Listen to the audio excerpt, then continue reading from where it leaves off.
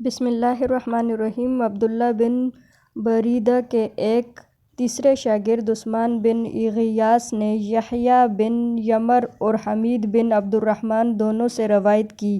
دونوں نے کہا، ہم عبداللہ بن عمر رضی اللہ تعالیٰ عنہ سے ملے اور ہم نے تقدیر کی بات کی، اور وہ لوگ منکرین تقدیر جو کچھ کہتے ہیں اس کا ذکر کیا۔ اس کے بعد عثمان بن غیاث نے سابق روایوں کے مطابق حضرت عمر رضی اللہ تعالیٰ عنہ سے مرفوعہ روایت کی۔ اس روایت میں کچھ الفاظ زیادہ ہیں اور کچھ انہوں نے کم کیے ہیں۔ سبحان اللہ، جزاک اللہ۔